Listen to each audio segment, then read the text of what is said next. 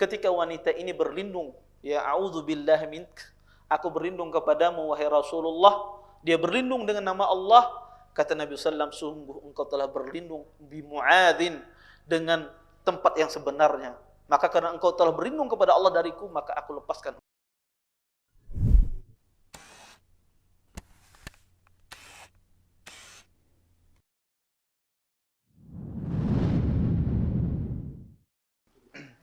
Assalamualaikum warahmatullahi wabarakatuh.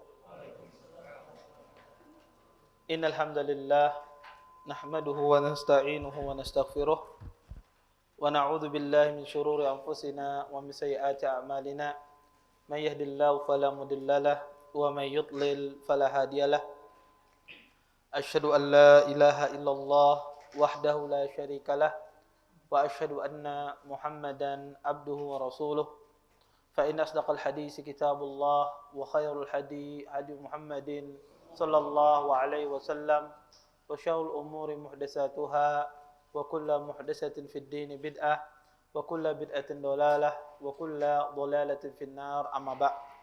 Bapak-bapak, ibu-ibu, ikhwan dan akhwat yang senantiasa dimuliakan oleh Allah Subhanahu wa taala, segala puji bagi Allah dengan limpah nikmat-Nya yang begitu besar, di antaranya nikmat iman, nikmat Islam, nikmat kesehatan, sehingga kita bisa berkumpul di salah satu tempat yang mulia ini. Mudah-mudahan perkumpulan kita ini mendatangkan berkah di sisi Allah Subhanahu wa taala. Bapak, Ibu, ikhwan dan akhwat yang dimuliakan oleh Allah Subhanahu wa taala, kita lanjutkan kajian kita tentang fiqhul usrah, fikih tentang keluarga dari kitab Bulughul Maram. Kita lanjutkan, wa an Ali radhiyallahu anhu qala la yakunul mahru aqall min asharati darahim, akhrajahu Daruqutni mauqufan wa fi sanadihi maqal. Dari Ali radhiyallahu anhu, beliau berkata, kata beliau, mahar itu tidak boleh kurang dari 10 dirham. Hadis ini dikeluarkan oleh Imam Ad-Daruqutni secara mauquf, tetapi sanadnya ada bermasalah. Bapak-bapak, ibu-ibu yang dimuliakan oleh Allah Subhanahu wa taala, hadis ini kalau kita lihat dari sisi sanadnya, hadis ini adalah hadis yang lemah. Kenapa dia lemah? Karena di dalam sanad hadis ini ada seorang rawi yang bernama Daud ibnul Audi. Dia adalah seorang rawi dilemahkan oleh para ulama, sehingga hadis ini dihukumi oleh para ulama adalah hadis yang lemah. Berdasarkan hadis lemah ini, sebagian ulama membangun sebuah hukum fikih bahwasanya mahar itu ada batasan terendahnya. Ya, ketika seorang suami meminang atau seorang pria meminang seorang wanita, maka dia tidak boleh maharnya itu kurang dari 10 dirham. Ya, 10 dirham itu sangat sedikit sekali. Ya. Maka tidak boleh kurang dari 10 dirham. Maka ini kata mereka batasan minimal di dalam mahar. Tetapi sebetulnya yang benar adalah tidak ada batasan minimal di dalam mahar. Tidak ada batasan maksimal dan tidak ada batasan minimal. Ya, maka seseorang boleh saja mengasih mahar berapapun, ya, atau seseorang mengasih mahar melebihkan, ya, setinggi-tingginya juga tidak ada batasannya. Dan kedua-duanya diperbolehkan. Merendahkan mahar ataukah dia meninggikan mahar, maka ini tidak ada larangan di dalam syariat Islam. Karena hadis ini adalah hadis yang lemah. Taib. Kita lanjutkan pada hadis berikutnya. Wa an Uqbah ibn Amir radhiyallahu anhu qala qala Rasulullah sallallahu alaihi wasallam khairus sadaqi aisaruh, akhrajahu Abu Dawud wa sahhahu al-Hakim. Dari Uqbah bin Amir radhiyallahu anhu, beliau menuturkan, sesungguhnya Rasulullah sallallahu alaihi wasallam bersabda, sebaik-baik mahar itu adalah yang paling mudah. Hadis ini dikeluarkan oleh Abi Dawud dan disahihkan oleh Imam Al-Hakim. Bapak Ibu, semua hadis yang berbicara tentang meringankan mahar, baik itu ya sebanyak-banyak wanita berkahnya adalah wanita yang paling ringan maharnya, itu semua hadisnya lemah. Semua hadisnya lemah, tetapi karena jalurnya begitu banyak, para ulama menghasankan. Dihasankan oleh para ulama karena jalurnya yang begitu banyak sehingga dia terangkat. Ya, karena tidak ada sanad, tidak ada hadis yang berbicara tentang memurahkan mahar kecuali dalam sanadnya ada masalah. Tetapi karena jalurnya itu begitu banyak, dihasankan oleh para ulama sehingga dijadikan hujjah, dijadikan dalil di dalam berdalil.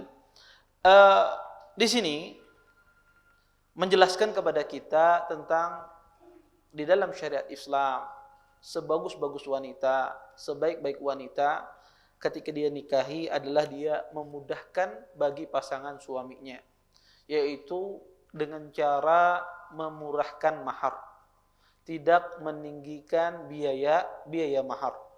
Dan ini disebutkan dalam sebagian riwayat adalah wanita yang paling banyak berkahnya. Maka kadang-kadang keberkahan pada seorang wanita itu bisa dilihat di awal pernikahannya. Ya, di awal pernikahannya dia memudahkan bagi calon suaminya, dia mudahkan perkara pernikahan untuk suaminya, maka kita bisa lihat awal keberkahan. Dan juga kadang-kadang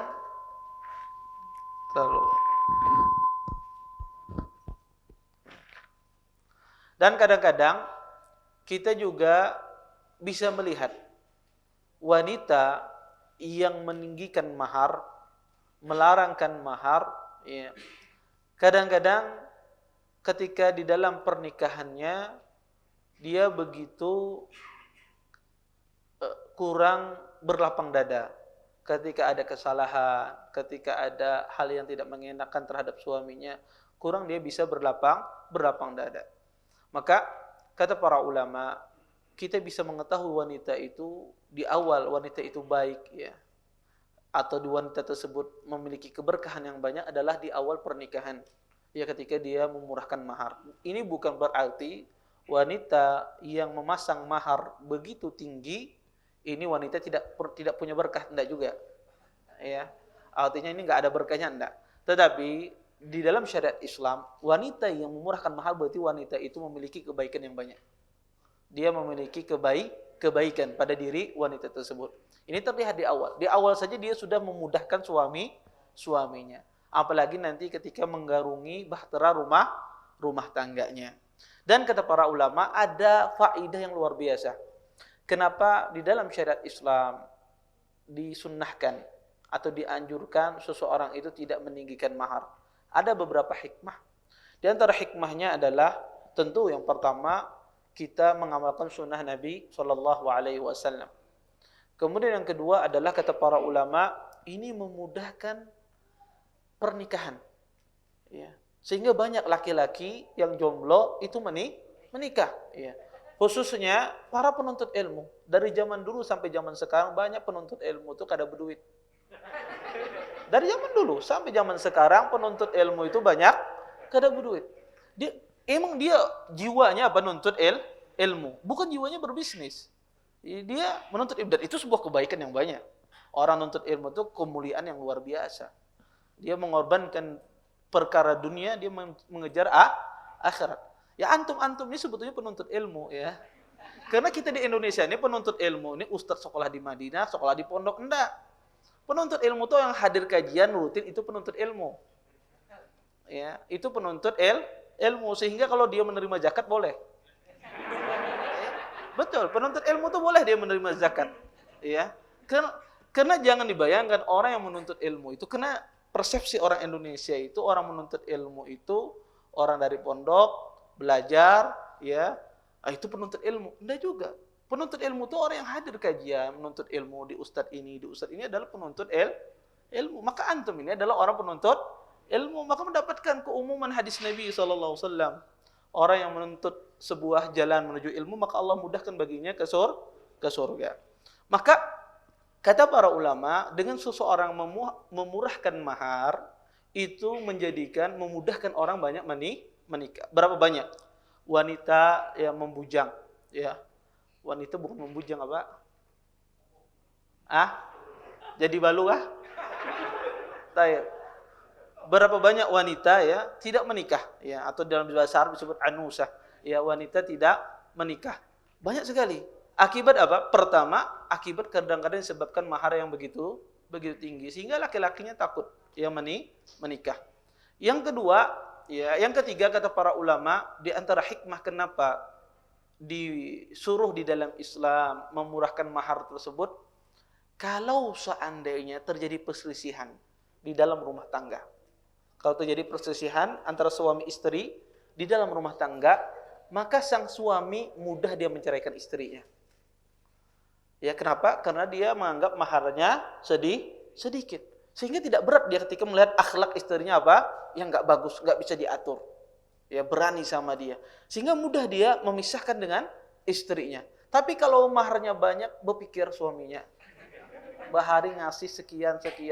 Pikir berkali-kali. Dan sebaliknya juga wanita. Ketika dia mendapatkan sang suami tidak bagus, qadarullah, ternyata tidak sesuai yang dia harapkan. Ternyata suaminya suka menampar, suka memukul istrinya, bakhil, dan seterusnya. Sifat-sifat yang jelek terhadap istrinya. Maka sang istri tersebut mudah juga dia meminta cerai. Yang mana kalau sang istri meminta cerai, dia harus mengembalikan mahar.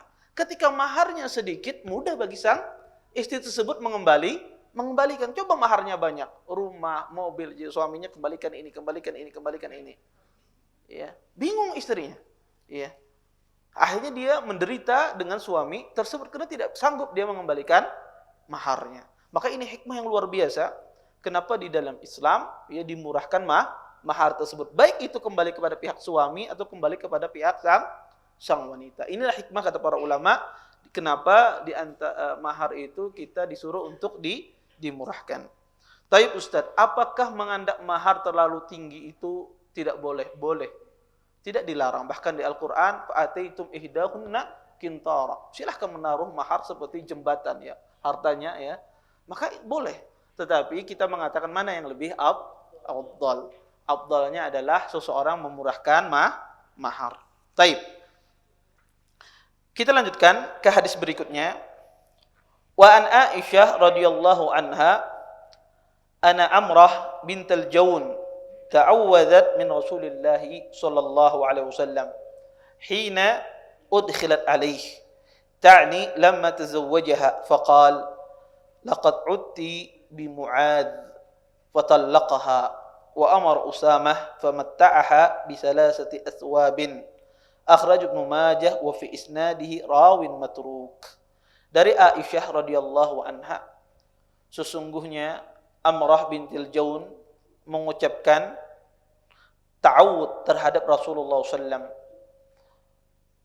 ketika dia dipertemukan dengan Rasulullah SAW, yakni pada saat beliau ingin menikahinya. Lalu Rasulullah SAW ya mengatakan, engkau telah berlindung dengan tempat perlindungan yang sebenarnya. Kemudian Nabi pun menceraikan wanita ini dan menyuruh Usamah agar memberinya 3 helai kain. Hadis ini dikeluarkan oleh Ibnu Majah. Di dalam sanadnya terdapat seorang rawi yang matruk, rawi yang ditinggalkan. Hadis ini ya hadis yang sangat lemah. Ya, hadis ini sangat yang lemah. Kenapa? Karena di dalam sanadnya ada seorang rawi yang bernama Ubaid ibn al-Qasim, seorang rawi pendusta. Tetapi cerita ini sebenarnya cerita yang benar. Karena hadis ini ada di dalam Sahih Bukhari. Tapi sanad ini yang kita baca ini sanad yang lemah. Makanya Hafidz mengatakan wa aslul qissati fi sahih min hadis Abi Usaid As-Sa'idi. Dan cerita yang sebenarnya kata Hafidz, cerita yang sebenarnya ini ada di dalam Sahih Bukhari dari hadis Abi Usaid As-Sa'idi. Hafidz Ibnu Hajar di sini menyebutkan 2 hadis. Satu hadisnya hadis yang sangat lemah. Kenapa dia lemah? Karena ada seorang rawi tadi bernama Ubaid ibn al-Qasim. Dan sisi kelemahan hadis ini di matanya adalah yang menyuruh, yang mengasihkan pakaian tersebut adalah Usamah. Padahal dalam banyak riwayat yang mengasihkan itu adalah Abi Usaid, bukan Usamah. Taib. Gimana ceritanya? Di dalam Sahih Bukhari diceritakan Nabi SAW menikahi seorang wanita namanya Ibnatul Jawn. Terjadi khilaf para ulama tentang nama wanita ini. Sebagian mengatakan namanya Amrah bintul Jawn sebagaimana di hadis kita ini. Sebagian lagi mengatakan namanya adalah Umaymah binti Nu'man ibni Syarahil. Ya, dan inilah nama yang paling kuat di kalangan para ulama, bahwasanya namanya yang benar adalah Umaymah binti Nu'man ibni Syarahil. Ketika Nabi SAW menikahi wanita ini setelah akad, dan Nabi SAW setelah akad Nabi pun mau masuk kepada wanita ini, masuk ya. Kemudian wanita ini mengatakan, a'udzu billahi mink. Aku berlindung kepada Allah darimu wahai Rasulullah. Kemudian Nabi SAW mendengar perkataan demikian, laqad uti bi Mu'adz. Sesungguhnya engkau telah meminta perlindungan dengan sebenarnya. Kata Nabi SAW, ilhaqi bi ahliki. Pergilah engkau, kembalilah engkau kepada keluargamu. Kembalilah engkau kepada keluargamu. Kata para ulama, sebab ya kenapa wanita ini menolak Nabi SAW. Kenapa dia menolak Rasulullah SAW? Disebutkan ada beberapa sebab.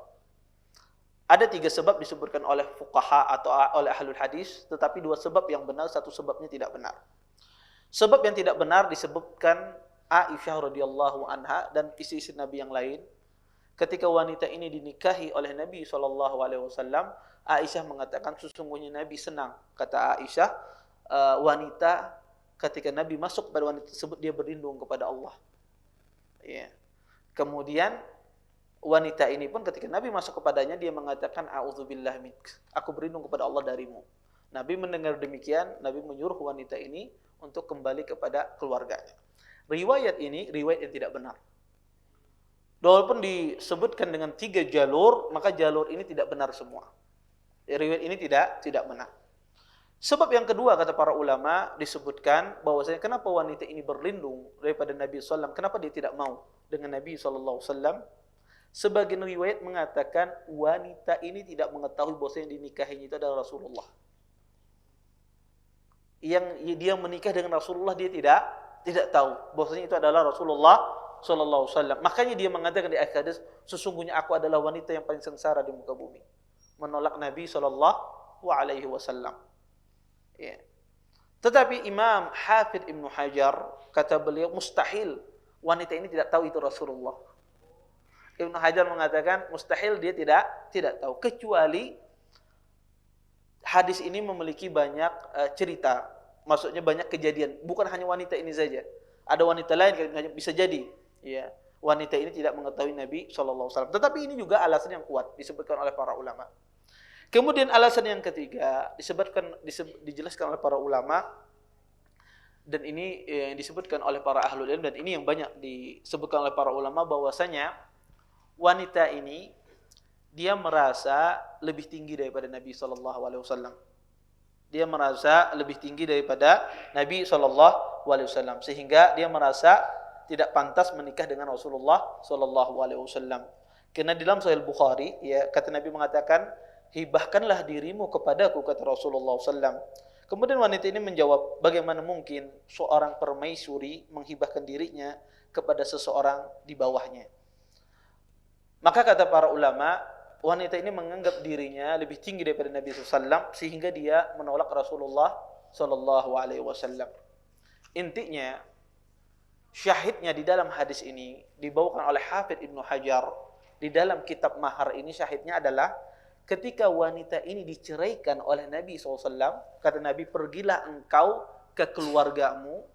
Wanita ini disangui Nabi dengan 3 pakaian, 3 helai pakaian. Nah ini syahidnya kenapa dimuat di dalam kitab Mahar. Ketika wanita ini diceraikan oleh Rasulullah SAW, disangui oleh Nabi, dikasih oleh Nabi 3 helai pakaian. Kata para ulama bahwasanya seorang wanita yang diceraikan oleh suaminya sebelum disentuh dan sebelum disebutkan maharnya, nikah, maharnya tidak disebutkan dan belum disentuh, ketika diceraikan wajib bagi sang suami tersebut memberikan disebut dengan oleh para ulama mut'ah, diberikan dengan imbalan atau hadiah. Ya. Maka ini tidak ada batasannya. Ya, ini tidak ada batasannya. Ya. Tidak ada batasannya berapa batasan minimal. Tetapi kata ahlul ilm ya bahwasanya kalau seorang wanita itu ya diceraikan dan belum disentuh, kita tahu pada minggu kemarin saya jelaskan wanita yang tidak disebutkan maharnya belum disentuh, maka apa? Laki-laki berhak mengambil mahar, semuanya diambil, boleh.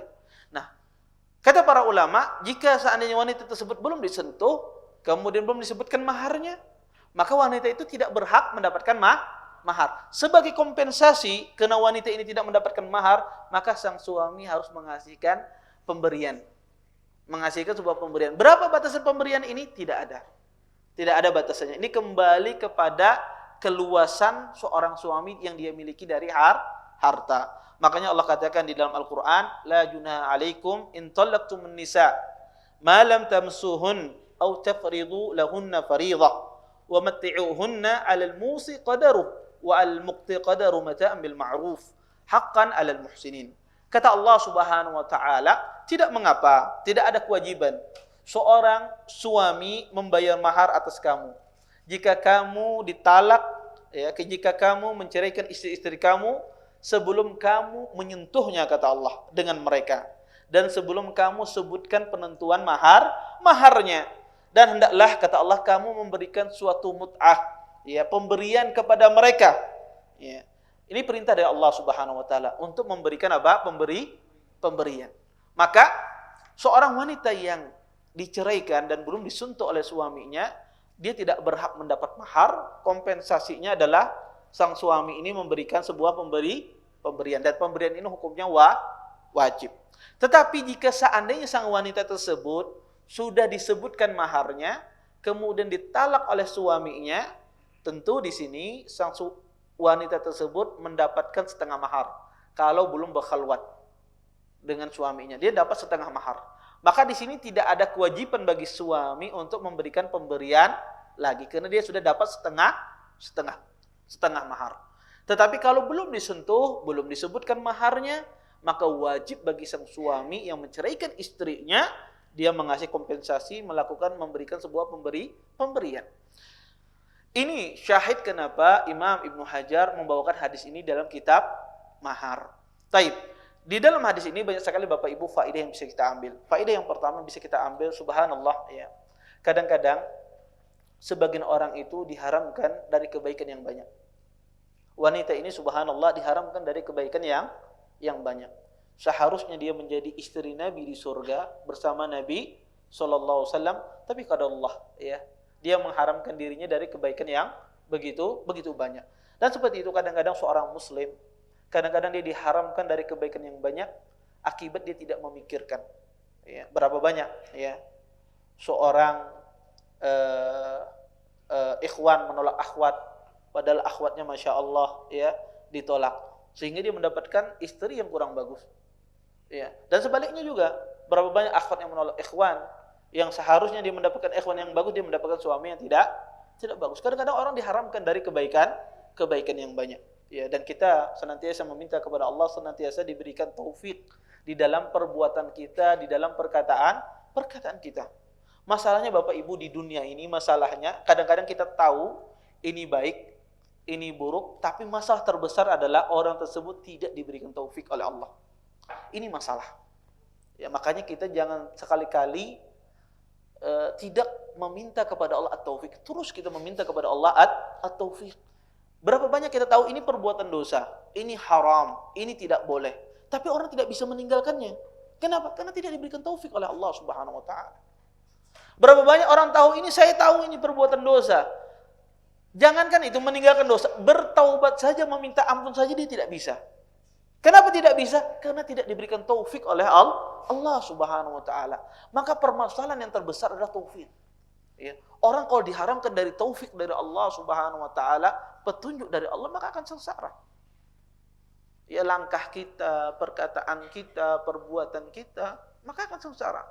Maka penting seorang muslim itu meminta taufik, hidayah, petunjuk kepada Allah Subhanahu wa taala. Kalau Allah yang memberikan hidayah, memberikan taufik, pasti benar, pasti langkah kita tepat ya. Maka dalam setiap hal ya, di dalam berbisnis, ya, tidak diberi taufik, haru-haru ditipu orang aja berbisnis, ya, salah langkah apa macam, ya, di dalam mencari pasangan, ya, mencarikan pasangan asan anaknya, dibunguli menantunya, wah, ternyata ini kada bagus menantunya, karena dia tidak diberikan taufik oleh Allah Subhanahu wa taala. Ya, dalam mendidik anak, ya, tidak bisa mendidik anaknya. Kenapa? Karena tidak diberikan taufik oleh Allah Subhanahu wa taala. Maka perkara meminta taufik ini penting, ya. Baik kita sebagai seorang suami, bagi seorang istri, seorang ayah, seorang ibu, senantiasa terus kita meminta taufik hidayah dari Allah Subhanahu wa taala. Kemudian yang kedua, faedah dari hadis ini adalah Nabi SAW, begitu agungnya Nabi SAW mengagungkan Allah Subhanahu wa taala. Ketika wanita ini berlindung, ya, a'udzubillahi mink, aku berlindung kepadamu wahai Rasulullah, dia berlindung dengan nama Allah, kata Nabi SAW, sungguh engkau telah berlindung bi Mu'adzin, dengan tempat yang sebenarnya. Maka karena engkau telah berlindung kepada Allah dariku, maka aku lepaskan engkau. Nabi mengazimkan nama Allah Subhanahu wa taala. Maka Nabi relakan diceraikan istrinya. Dan, ya, Nabi SAW orang yang luar biasa dalam mengagungkan hak-haknya Allah Subhanahu wa taala. Maka penting juga seorang muslim, ya, ketika disebut nama Allah bergetar hatinya, kata Allah dalam Al-Qur'an, ya. Kadang-kadang kita ini disebut nama Allah, diingatkan ayat-ayat Al-Qur'an, biasa-biasa aja, ya. Kadang-kadang tidak tersentuh, ya. Kadang-kadang menangis di waktu bulan Ramadan, kada tahu apa yang dibaca imam, melihat di samping menangis, sempat dia menangis. Ya, terbawa suasana, bukan terbawa tidak memahami ayat, ya. Ya. Maka, ya, orang muslim itu ketika diingatkan, ya, tentang perintah, tentang larangan, ya, maka dia akan tunduk. Masalahnya ketika hati itu penuh dengan dosa, ya, berkarat dengan dosa, maka dia jadi gelap. Ya, dia jadi gelap sehingga dia tidak ada efeknya ketika disebutkan Al-Qur'an, ya, tidak berefek, sangat lemah efeknya ketika disebutkan Al-Qur'an dan sunnah-sunnah Nabi sallallahu alaihi wasallam. Kemudian yang ketiga, faedah yang bisa kita ambil dari hadis ini, bagaimana, ya, tingginya akhlaknya Rasulullah sallallahu alaihi wasallam. Ya, beliau begitu besar akhlaknya beliau menyangaui wanita tersebut walaupun dia berkata demikian kepada Rasulullah sallallahu. Dan Nabi tidak mengatakan, ya, cuma kata Nabi, ilhaqi bi akhliki, engkau sudah berlindung kepada Allah, silahkan engkau pergi ke keluargamu. Nabi cuma berkata demikian, ya.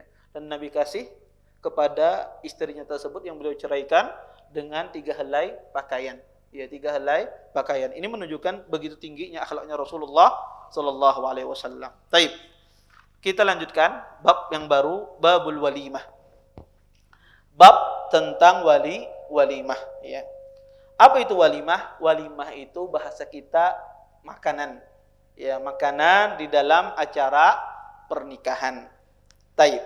Di sini Imam Hafidz Ibnu Hajar membawakan beberapa hadis tentang masalah walimah. An Anas bin Malik radhiyallahu anhu, anna Nabiyya sallallahu alaihi wasallam ra'a al-Abdurrahman ibn Auf athar sufratin faqala ma hadha? Qala ya Rasulullah inni tazawwajtu imra'atan ala wajhi nawatin min dhahab. Qala barakallahu lak awlim walau bisyah, muttafaqun alaih, wal lafdhu li Muslim. Dari Anas bin Malik radhiyallahu anhu bahwasanya Nabi sallallahu alaihi wasallam melihat pada diri Abdurrahman ibn Auf bekas warna kuning dan beliau bertanya, "Apa ini wahai Abdurrahman?" Dia menjawab, "Wahai Rasulullah, aku baru saja menikahi seorang wanita dengan mahar emas seberat nawah." Kemudian, ya, nawah itu adalah, ya, ukuran berat emas kurang lebih sekitar 5 dirham, ya. Atau nawah itu makna aslinya adalah biji kurma. Jadi kalau seberat biji kurma, ya, kurang lebih sekitar 5 dirham, ya. Kata Abdurrahman bin Auf, aku menikahi seorang wanita dengan mahar emas seberat nawah. Kemudian Nabi SAW bersabda, kata beliau, semoga Allah memberkahimu, adakanlah walimah walaupun hanya dengan seekor kambing. Hadis ini dikeluarkan oleh Imam Bukhari dan Imam Muslim dan lafaznya adalah lafaz Imam Muslim.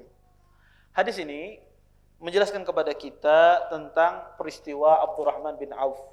Beliau menikahi seorang wanita, ya. Kemudian ya Nabi SAW menyuruh Abdurrahman bin Auf itu untuk mengumumkan pernikahannya, ya dengan cara mengadakan walimah. Oleh karena itu kata para ulama, sunnah seorang itu kalau menikah itu diumumkan dengan mengadakan walimah. Ya. Maka walimah itu harus diadakan. Ya. Apa hukum walimah ini? Ya. Para ulama berselisih. Apa hukum seorang mengadakan walimah? Ada dua pendapat dalam hal ini. Sebagian ulama mengatakan walimah itu hukumnya sunnah. Ya, kenapa?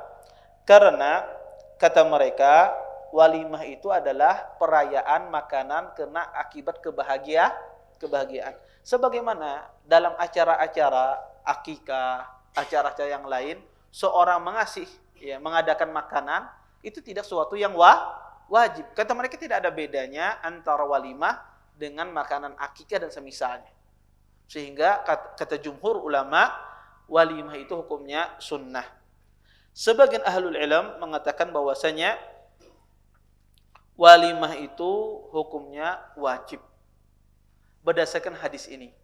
Nabi SAW mengatakan, aulim walau bisyah. Kata Nabi SAW, adakanlah walimah walaupun seekor kambing. Ini perintah kata mereka. Maka hukum walimah ini wajib. Ya. Dan ketika Ali radhiyallahu anhu menikah dengan Fatimah, Nabi SAW mengatakan kepada Ali, kata Nabi SAW, innahu labudda minhul urus. Kata Nabi SAW, wahai Ali, harus engkau adakan acara walimah. Ya. Tetapi wallahu alam, dari segi pendalilan, ya, wallahu alam, ini kedua pendapat ini sangat kuat. Wallahu alam, saya condong kepada pendapat yang mengatakan ini adalah mustahab, sesuatu yang sunnah. Kenapa sesuatu yang sunnah? Bisa kita ambil dari hadis ini. Perkataan Nabi, aulim walau bisyah, rayakanlah, adakanlah walimah walaupun seekor kambing. Ini bisa kita pahami, perintah di sini bukan wajib. Kenapa? Karena Nabi memerintahkan walaupun seekor kambing. Kalau seandainya seekor ayam, bang, bolehlah, boleh. Sepakat para ulama. Berarti menunjukkan perintah dengan menyuruh seekor kambing ini tidak wajib. Ya. Sehingga ini adalah sesuatu yang mustahab. Maka walimah ini terjadi khilaf di kalangan para ulama, ya, jumhur mengatakan ini sesuatu yang dianjurkan. Maka inilah insyaallah pendapat yang paling kuat. Maka faedah yang pertama dari hadis ini, walimah ini hendaknya kita mengadakannya. Kemudian yang kedua, faedah yang kedua di hadis ini, walimah ini disuruh oleh Nabi yang mengadakannya adalah Abdurrahman bin Auf. Menunjukkan bahwasanya walimah itu diadakan dari pihak pria, bukan pihak wanita. Kalau kita kebalik, wanita yang berwalimahan, ya, tapi duitnya dari laki-laki, Ustaz. Ya. Maka pada asalnya walimah itu dari pihak pria, bukan pihak wanita. Maka kalau antum berpengantenan, ke calon mintuha antum, misalnya, aku kan udah tahu ini kan kewajiban ikam walimah bujur sidin itu. Wadah ikam aja di acaranya, jangan wadah aku bujur itu.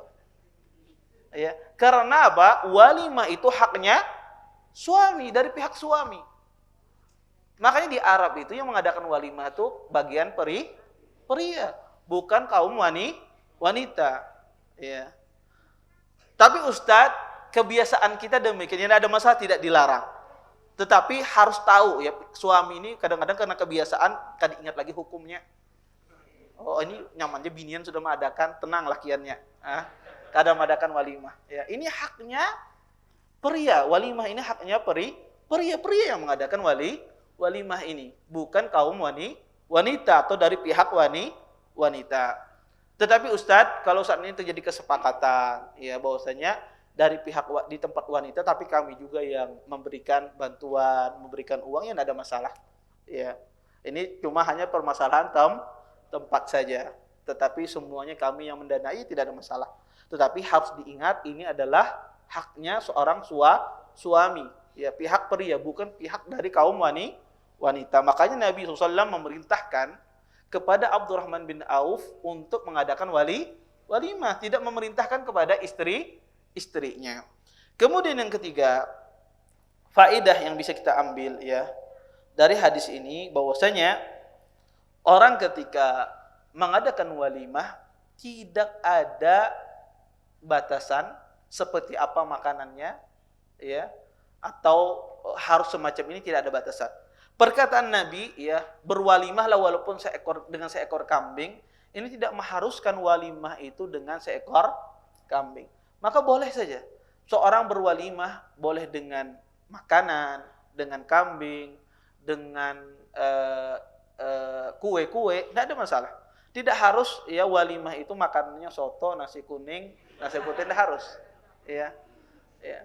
Tetapi silahkan seorang berwalimah mengasih makanan yang mudah baginya. Kalau dia punya kelebihan harta, silahkan diperbanyak. Ya. Kalau dia tidak, maka sesuai dengan kemampuan.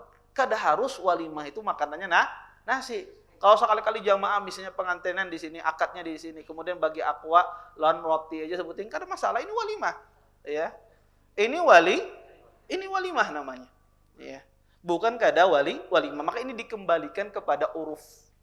Dan sebaik-baik walimah itu sesuai dengan urufnya. Kalau urufnya makan nasi, ya makan nasi, jangan pakai roti keterlaluan. Kalau ini apa? Punya kemampuan. Tapi kalau tidak ada kemampuan, Ustadz, ya tidak ada masalah. Ya, sesuai dengan kemampuan sang pria tersebut. Yang dilarang adalah sifat berlebih-lebihan di dalam walimah. Ya, berlebih-lebihan di dalam walimah, ya, mubadzir apa macam, atau bermegah-megahan di dalam walimah. Ini yang dilarang, ya. Maka kalau sampai berlebih-lebihan di dalam walimah, ini yang dilarang di dalam syariat Islam. Kemudian disunnahkan juga di waktu walimah ini adalah diumumkan, ya. Dengan cara apa? Nabi menyuruh, ya, ketika adanya walimah itu dengan cara apa? Dipukul dubtu rabbana. Ya, dipukul rabbana. Maka ini disunnahkan. Ya, seseorang boleh, ya, ketika waktu walimah dia melakukan dengan memukul dub rabbana. Tetapi ini khusus bagi kaum wanita saja. Maka boleh para wanita dia memukul rabbana, yang memukul dub, ya. Kemudian dia bernasyid, bernyanyi, ya. Karena bedakan antara ghina, bernyanyi, dengan bermain alat musik. Yang diharamkan di dalam Islam itu adalah bermain dengan alat musik, bukan bernyanyinya. Taib, adzan kah nek? Belum, taib. Yang diharamkan adalah di dalam Islam itu bermain alat musiknya.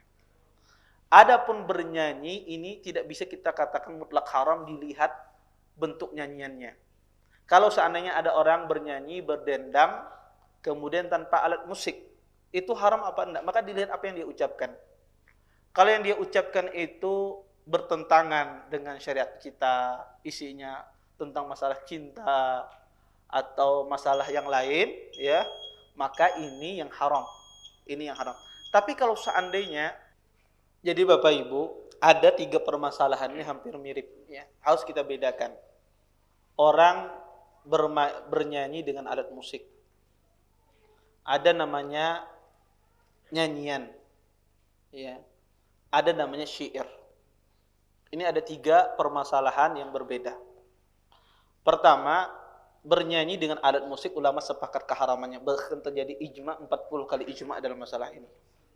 Ya. Terjadi ijma dari kalangan sahabat, terus sampai terjadi 40 kali ijma dalam masalah ini, dinukil dari masa ke masa. Ya, seseorang, ya, bernyanyi dengan menggunakan alat musik. Ini suatu yang haram. Ini yang dibahas. Yang kedua adalah bernyanyi, ya, berdendang bukan dengan alat musik. Apa perbedaan berdendang, ya, bernyanyi dengan bersyair? Perbedaannya adalah bersyair itu ada wazannya tersendiri. Ada istilah ada tangga nadanya tersendiri di dalam bahasa Arab, wazannya tersendiri. Semacam ini membikinnya, ada aturannya tersendiri, itu syair. Adapun bernyanyi, dia menyelisih wazan ini, wazan syair. Bernyanyi itu dia berdendang juga, abid-abid syair. Ya, bait-bait syair, tapi dia menyelisih syair. Ya, seharusnya, ya, 3 kalimat setelah ini bernyanyi, enggak, bisa jadi 4 kalimat di bait pertamanya, bait keduanya 5 kalimat misalnya. Ini dia menyelisih wazan. Ya. Yang seharusnya di sini tidak dipanjangkan, di dalam penyanyian dipanjangkan. Ya, ini disebut bernyanyi. Dia menyelisih wazan syair. Wazan syair itu ma'ruf di dalam bahasa Arab, ada 14 wazan. ya di dalam syair bahasa Arab. Ya, orang belajar ilmu arud, ya maka dia akan paham tentang masalah ini. Kita aja belajar bahasa Arab kada tuntung-tuntung. Ya. Maka ada 14 wazan di dalam bahasa syair. Nyanyian ini menyelisih wazan di dalam syair. Baik. Bersyair ini tidak ada masalah. Para ahlul ilm tidak ada masalah kecuali syair itu yang melalaikan orang dari mengingat Allah Subhanahu wa taala. Ya, tetapi pada asalnya bersyair tidak ada ulama yang mengharamkan karena itu juga melatih kefasihan seseorang dalam berbahasa. Tinggal masalah yang bernyanyi. Ini para ulama ya ahlul ilm sepakat kalau bernyanyi itu sering ya sering dia melakukan bernyanyi ya Imam Syafi'i mengatakan makruh. Mengatakan makruh karena kebanyakan ya keseringan. Tetapi kalau seandainya batas yang wajar Imam Syafi'i mengatakan tidak. Sebagian ulama mengatakan tidak mengapa bernyanyi. Selama dan mereka sepakat selama bernyanyi tersebut kata-kata yang diucapkan ya tidak menyelisihi syariat. Ya, bukan artinya rayuan yang diucapkan tersebut, percintaan dan semisalnya. Kemudian yang kedua, perkataan tersebut tidak melalaikan dari mengingat Allah Subhanahu wa taala. Tidak dia disibukkan dari mengingat Allah Subhanahu wa taala. Kemudian yang ketiga, ya, dia tidak menendangkannya tersebut mengikuti irama musik. Dia dendangkan tetapi dia mengikuti apa bunyimu musik, ya. Maka ini yang tidak boleh. Tetapi kalau seandainya ada orang menggendong anaknya, ya, mengayun anaknya, kemudian dia nyanyikan alif bata, misalnya dia dendangkan, maka tidak ada masalah. Tidak ada masalah dalam hal ini, karena tidak ada yang diharamkan. Ya, ulama tidak ada yang mengharamkan dalam masalah ini. Ya. Tetapi ketika dia ya dibarengi dengan alat musik ini yang haram. Ketika dia dibarengi dengan alat musik ini dia haram. Tapi kalau dia menggunakan suara, kemudian dia melafazkan misalnya nasyid ya atau syair-syair atau menggendong anaknya ya, anak beriman misalnya dia nyanyikan demikian dan demikian maka tidak ada masalah. Ya, tidak ada masalah selama kata-kata yang dikeluarkan tersebut tidak menyelisih syariat seperti macam ejekan atau percintaan atau perkataan-perkataan yang lahu yang tidak membangkitkan semangat dan semisalnya, maka ini yang dilarang. Makanya para sahabat ya di dalam pernikahan ya para wanita-wanita berdendang ya. Mereka membunyikan melantunkan nyanyian. Dan juga antum perhatikan di dalam buku-buku agama dikatakan ulama ini adalah mughanni, dia suka berdendang, bukan dia suka bermain musik. Ya, kalau artinya dia suka menyanyikan, bersyair, bukan dia bermain alat musik. Kadang-kadang orang salah, ini kenapa nih ulama ini ketujuh bermain musik? Enggak. Tapi maksudnya adalah dia, kadang-kadang kita dapati tarajim dari para ulama ya, dikatakan dia mencintai gina, suka musik. Orang kadang-kadang langsung, ini aja coba, ini boleh nih ulama ini aja bermain musik. Enggak demikian maksudnya. Tetapi itulah di dalam bahasa Arab begitu luas bahasa Arab tersebut. Ya. Maka pada asalnya ya menggunakan alat musik itu haram. Dikecualikan di dalam pernikahan dan id. Di dalam pernikahan menggunakan alat musik dan khusus alat musiknya yaitu Rabbana. Ya, Ustadz, bahari kada ada gitar, makanya kada dibolehkan. Kita katakan enggak. Zaman dulu pun selain Rabbana itu ada alat musik. Seruling, mizmar, trompet dan semisalnya. Dan itu tidak dibolehkan oleh Nabi SAW. Dibolehkan oleh Nabi cuma ya, semacam Rabbana, dan itu hanya di dalam dua keadaan. Di dalam pernikahan dan di dalam seorang melaksanakan ketika hari raya. Dan ini yang memainkan alat musik ini adalah kaum wanita, bukan kaum pria. Ya, walaupun ulama mengatakan hadisnya bersifat umum. Semua hadis yang mengatakan memerintahkan pria untuk bermain dub di waktu pernikahan hadisnya lemah. Yang benar adalah tidak menyebutkan itu kaum pria, tetapi yang disebutkan adalah kaum wanita. Ya. Makanya di dalam pernikahan tidak mengapa kalau seorang mengadakan walimah, kemudian dia membunyikan misalnya Rabbana muku Rabbana, atau dia berdendang, misalnya kaum wanita bersyair, membalas syair. Muskilahnya Ustaz, binian ini banyak kada bisa bersyair misalnya. Ya. Maka tidak ada masalah kaum wanita dia bersyair atau berdendang, tidak ada masalah selama abjad syairnya atau dendangannya tersebut tidak bertentangan dengan syariat. Ya, maka itu diperbolehkan di dalam pernikahan. Kemudian faedah yang maka di dalam pernikahan itu harus diumumkan. Ya diumumkan. Makanya Nabi disuruh apa? Pakai hidup biar diketahui oleh orang bahwasanya Anda telah menikah. Jangan sembunyi. Taib. Kemudian di dalam hadis ini juga faedah berikutnya adalah di sini Abdurrahman bin Auf beliau pada saat itu di baju beliau terkena parfumnya atau wangi-wangian istrinya. Ya, ada asar sufrah. Sufrah itu wangian dari taza'fur. Taza'fur itu adalah jenis tumbuh-tumbuhan. Biasanya itu digunakan untuk mewantek baju. Nah, dan ini khusus bagi kaum wanita. Ini biasanya kalau kaum wanita zaman dulu mewantik baju mereka, mewarnai baju mereka dengan za'faran ini, taza'fur ini, khusus ya. Sehingga ini khusus bagi kaum wanita. Abdurrahman bin Auf, beliau ketika nikah sama istrinya, baju beliau ini terkena ya bajunya istrinya sehingga berubah warnanya menjadi kuning. Ya. Kemudian Nabi SAW mengatakan, apa ini wahai hadis sufrah, kata Abdurrahman, asar sufrah. Ini bekas warna kuning wahai Rasulullah. Bukan di sini Abdurrahman bin Auf memakai baju yang diharamkan tidak. Tetapi beliau di sini baju beliau terkena apa? Bajunya istrinya. Bukan beliau memakai baju yang diharamkan. Karena taza'fur itu jenis-jenis tumbuhan ya yang hanya digunakan pada zaman dulu ini khusus kaum wanita. Khususan bagi wanita ketika dia mewarnai baju mereka dengan ini. Makanya dilarang laki-laki menggunakan taza'fur ini. Kemudian faedah yang terakhir dari hadis ini adalah ya dalam hadis ini Nabi SAW mendoakan ya kepada Abdurrahman bin Auf, dan sunnah kita mendoakan, kata kita mendoakan orang yang menikah ya, dan doa ini kita lakukan setelah akad ya, bukan sebelum akad. Sebagaimana saya jelaskan pada pertemuan-pertemuan sebelumnya, kita mendoakan orang dengan kata barakallahu lak ya, bahwasanya semoga Allah memberkahimu. Maka disunahkan kalau kita ketemu saudara kita, teman kita, kita tahu dia sudah menikah, maka kita sunnahkan mendoakannya. Wallahu a'lam. Saya kira cukup. Insyaallah nanti kita lanjutkan ya pada pertemuan berikutnya tentang masalah walimah. Ada pertanyaan silahkan. Baik. Ya, silahkan.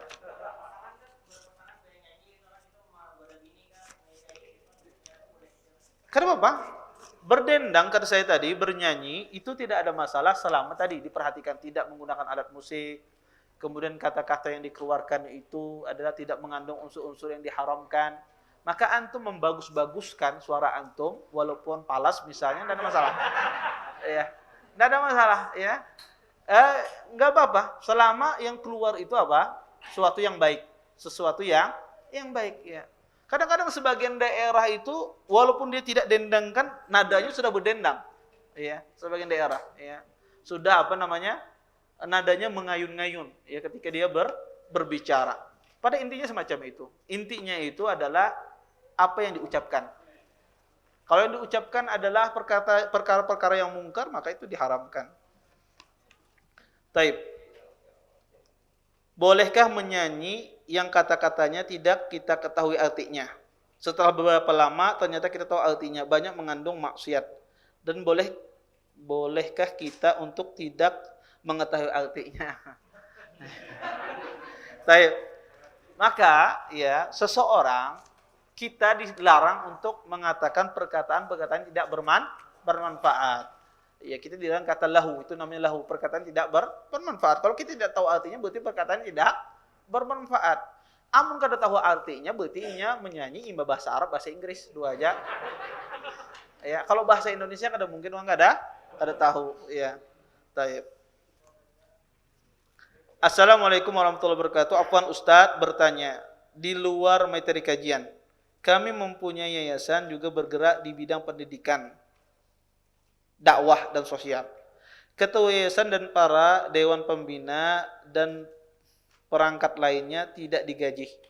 Bolehkah ketua yayasan dan dewan pembina menggunakan uang yayasan untuk keperluan operasional seperti beli bensin atau biaya makan pada saat-saat rapat ataupun lainnya, atau biaya berobat ke rumah sakit. Mohon nasihatnya, jazakumullah khairan.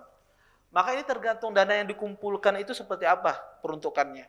Kalau dia mengumpulkan misalnya dana tersebut untuk yayasan, ya untuk yayasan, maka boleh digunakan untuk keperluan yayasan.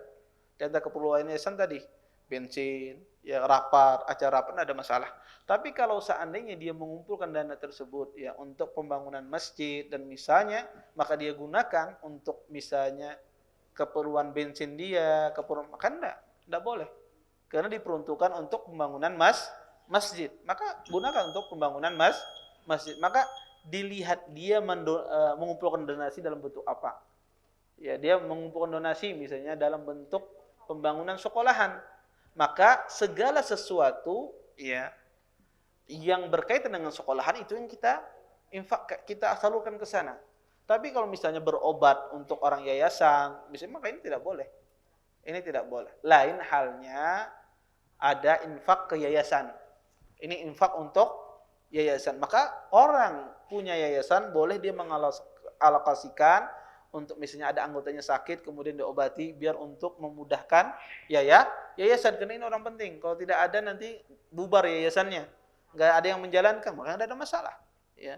Maka dilihat donasi itu dikumpulkan untuk apa. Kalau untuk yayasan, maka yayasan boleh mengelola dana tersebut untuk kepentingan yayasan dan kepentingan umat tentunya. Bukan untuk kepentingan pribadi. Maka dengan wajar. Misalnya kalau makan, ya makan dengan wajarnya. Jangan makan di restoran yang paling larang. Iya, makan dengan wajarnya. Iya. Kalau karena itu uang umat. Ya, ini amanah. Ya, amanah uang umat. Maka keliru orang kadang-kadang berlebihan memanjakan anak buahnya. Oh, biar nyaman tetap begawi kita bawa ke restoran. Bawa piknikan biar apa ini? Ada piknikan naranya ini memanjakan diri mereka.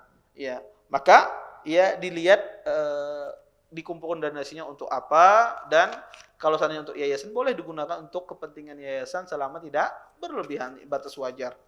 Baik. Semoga Ustadz disehatkan dan dimudahkan segalanya, amin. Ustadz, gimana seorang istri menantang membenci poligami?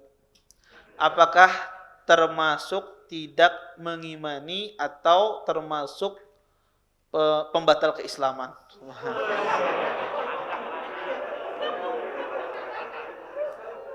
Bagaimana istri katanya lebih baik bercerai daripada diduakan? Apakah ini termasuk menantang hak suami? Pertama ya, sering saya jelaskan ya semacam ini. Maka kalau istri kita itu tidak bisa tidak bisa mendengar kata poligami, maka antum nggak boleh menyebut poligami sama istri antum. Karena antum memicu pertikaian. Ya, seorang muslim dia ketika dia berkata-kata, dia memikirkan perkataan ini. Kalau soalnya perkataan ini menimbulkan pertikaian, Allah nak menjelaskan sunnah, ini tahu aja sudah. Ada perlu antum ajari, itu membantu apa? Memicu apa? Pertikaian terhadap suami istri. Maka seorang suami juga harus berakal. Ya, ketika dia berbicara, ya. Ya, karena wanita, dimanapun wanita, dia apa? Kadang-kadang tidak sanggup dia, ya diduakan, dan itu tabiatnya wanita. Jangankan istri Nabi SAW, mereka cemburu, Aisyah cemburu, itu tabiat wanita. Maka sang suami jangan memanasi.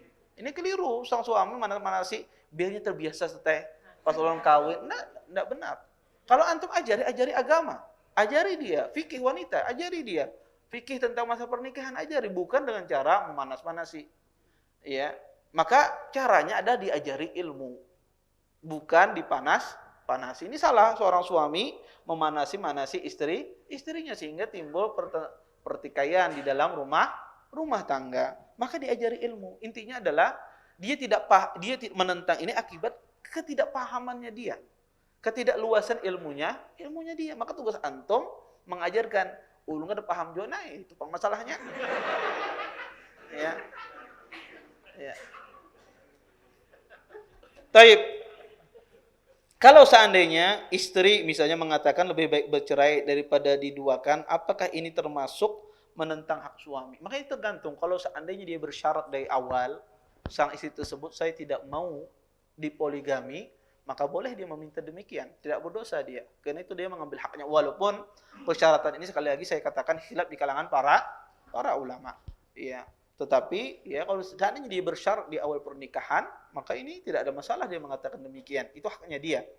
Tapi kalau seandainya tidak ada bersyarat, maka tidak boleh juga seorang istri mengatakan, ya saya minta cerai, ya demikian. Maka juga tidak benar, ya tidak benar kalau seandainya suaminya memenuhi hak-haknya, ya. Dan sang suami juga harus melihat, ya maslahat terbesar, ya bagi istrinya. Maka kalau seandainya dia tidak ada persyaratan di awal, maka tidak ada masalah, tidak benar sang istri meminta perceraian, ya keliru, ya sang istri meminta perceraian. Selama suaminya memberikan haknya, maka tetap dia taat kepada suaminya. Baik, ini kita jawab pertanyaan kertas saya. Assalamualaikum Ustadz yang dimuliakan Allah. Ulun 4 betakun. Orang tua sang bersaudara. Apakah anak-anak mereka juga disebut sepupu sekali? Apakah mahram? Tolong penjelasannya. Ulun 4 betakun, orang tua bersaudara. Apakah anak mereka juga disebut sepupu sekali? Ini maksudnya saudara, orang tua saya bersaudara dengan si fulan. Anak-anaknya itu ya maksudnya ya. Iya, maka itu sepupu, bukan mahram. Ya, anak-anaknya itu sepupu, tapi sama abi saya anaknya itu mahram. Ya, tetapi anak-anak abi saya sama anak-anak orang ini tidak mahram, boleh menikah, ya boleh menikah. Baik, ada lagi yang bertanya, silakan. Waalaikumsalam. Bedanya apa? Sama? Petunjuk. Oh ya.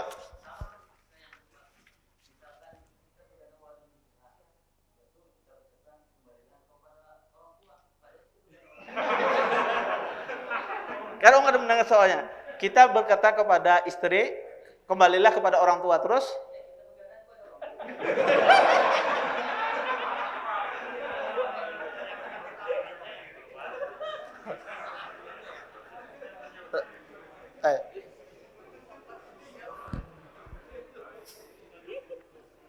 Ya, pertama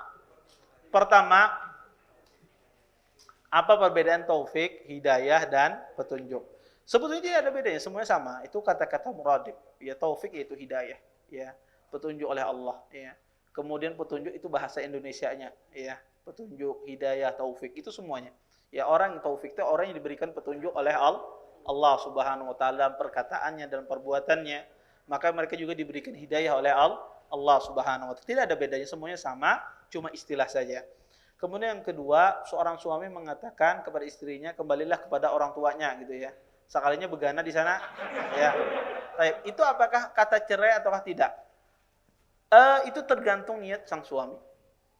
Kalau seandainya dia mengatakan perkataan tersebut tujuannya untuk mentalak istrinya, dia katakan kembali ikam ke rumah orang tua ikam. Maksudnya dia ingin mentalak dari perkataan tersebut, maka jatuh talak. Tapi kalau seandainya dia tidak ingin mentalak, cuma menyuruh guring di sana dulu, misalnya, cuma hanya menyuruh di sana, tidak ingin mentalak, maka tidak jatuh talak. Itu disebut dengan kinayah, bahasa kinayah. Kinayah itu bahasa yang tidak jelas, bisa memiliki banyak makna. Maka itu harus dikembalikan kepada niatnya. Maka antum mengatakan itu apa niatnya dulu? Kan ada mentalak, tetapi maksudnya ingin agarnya berhinip di rumah orang tuanya. Maka ini tidak talak. Ya, tapi kalau niatnya untuk mentalak maka jatuh talak. Wallahu a'lam. Mungkin ada satu lagi silakan. Nanti 1 2 ini.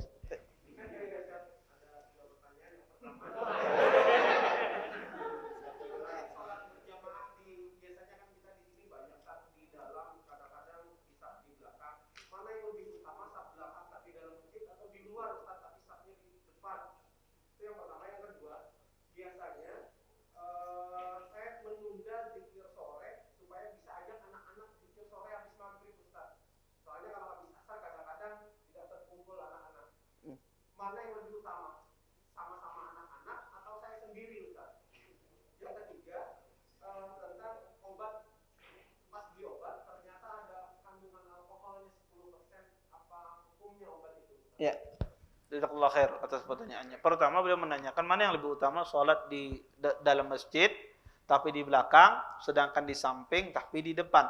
Maka yang utama adalah di dalam masjid. Sholat di dalam masjid itu lebih utama ketimbang sholat di samping. Sholat di samping itu kapan? Ketika masjid penuh di dalam, baru kita sholat di samping. Maka sholat di dalam itu lebih utama ketimbang seorang sholat di luar, karena dia berada di dalam masjid.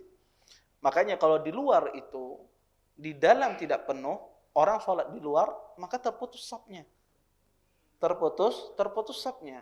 Ya, sebagian ulama mengatakan dia tidak dikatakan sholat berjamaah. Dia tidak berbeda di dalam. Kalau di dalam, antum sholat di saf awal, di saf 2 kosong, antum sholat di saf 3, tetap dikatakan berjamaah. Walaupun di situ ada jarak-jarak, misalnya 2-3 jarak, karena dia di dalam.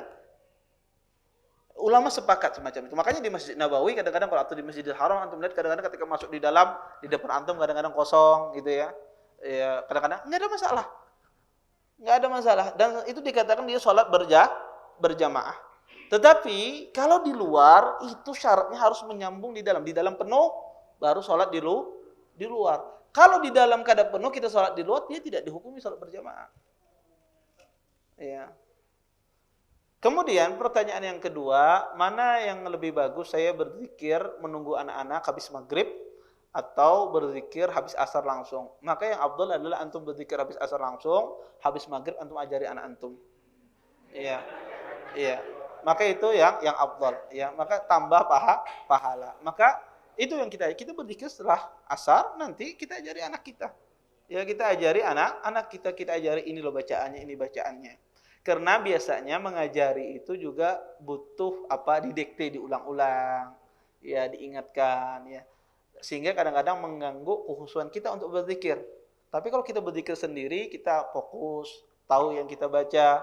Kadang-kadang kalau kita membawa anak-anak, kadang-kadang kita nggak fokus, ya. Kadang-kadang anak-anaknya kemana lah, apa macam, ya. Maka afdalnya adalah kita berzikir dulu, setelah itu kita ajari anak-anak kita habis maghrib, ya. Kemudian yang ketiga adalah pertanyaannya tentang apa tadi? Lupa. Obat kandungan yang ada alkoholnya, obat batuk dan semisalnya. Alkohol itu zat yang mudah menguap. Ya, dia zat yang mudah menguap. Biasanya di dalam kandungan obat, ya, maka dilihat jenis alkoholnya. Ya, karena kandungan alkohol itu ada etanol, pokoknya 00 semua lah. Ya. Maka dilihat apakah itu jenis alkohol, ya, kandungan zat alkohol yang dari jenis etanol atau metanol, atau itu jenis-jenis yang memabukkan. Kalau seandainya dia dari jenis yang memabukkan, maka dilihat ketika dia bercampur dengan obat batuk, apakah dia masih ada zatnya itu. Karena saya katakan alkohol itu zat yang mudah menguap dia. Ya, ketika dia dicampur biasanya dia sudah menguap hilang. Ya. Maka jika dia hilang zatnya tersebut walaupun dicampur ada kandungan alkohol sebelumnya, maka tidak ada masalah. Kalau zatnya hilang, ya. Tetapi yang berdosa siapa? Yang mencampurnya. Yang mencampurnya berdosa. Ini siapa yang berdosa? Pabriknya. Toko obatnya kada apa-apa. Yang menjual obatnya, menjualkan kan masalah, ya. Tetapi yang awal yang melakukan pencampuran, awal ini yang berdosa. Tetapi yang menjual, yang apa macam, kalau sudah zatnya itu terurai, maka tidak berdosa dia. Ya, dan halal untuk diminum. Ya. Dan biasanya wallahualam saya tanya sebagian dokter itu, kata dia itu zatnya sudah terurai banyak, ya. Sehingga walaupun ada khususnya obat-obat batuk, ya, kadang-kadang tuh ada kandungan alkoholnya dikit, ya. Itu biasanya zatnya sudah terurai. Dan juga ya tergantung jenis alkoholnya, apa dia memabukkan, apakah tidak, ya. Maka ini juga butuh penelitian, butuh ditanya dan seterusnya. Nah, tetapi kalau seandainya Ustadz zatnya tidak terurai, kemudian kandungan etanol atau metanol atau kandungan di dalamnya itu adalah kandungan alkohol yang memabukkan, maka tidak boleh diminum. Kalau seandainya zatnya tidak terurai. Dan alkohol ini, masya Allah, ya, zat-zat ini ada kadang-kadang di ragi. Ya, orang bikin roti dan semisalnya itu ada. Ya, maka itu apakah itu yang memabukkan ataukah tidak? Wallahu alam. Ya, enggak semua juga kita katakan tidak memabukkan, enggak semua juga kita katakan itu memabukkan, karena orang bikin roti sekarang ini macam-macam. Ya. Apalagi perkembangan teknologi. Tetapi biasanya di roti itu dia zatnya mengurai. Ketika dicampur di roti dia mengurai sehingga kemungkinan besar itu sudah hilang alkohol tersebut. Wallahu a'lam. Baik. Fadhal. Terakhir. Nah, itu sebetulnya kajian minggu depan. Insyaallah. Nanti kita jawab di minggu depan ya tentang satu hari. Baik. Kita tutup dan doa kepada majelis. Subhanallah wa bihamdika asyhadu an la ilaha illa anta astaghfiruka wa atubu ilaik. Assalamualaikum warahmatullahi wabarakatuh. Terima kasih. Jazakumullah khairan wa barakallahu fikum. Video ini dibuat atas partisipasi dari donasi Anda. Semoga menjadi amal jariah bagi Anda semuanya.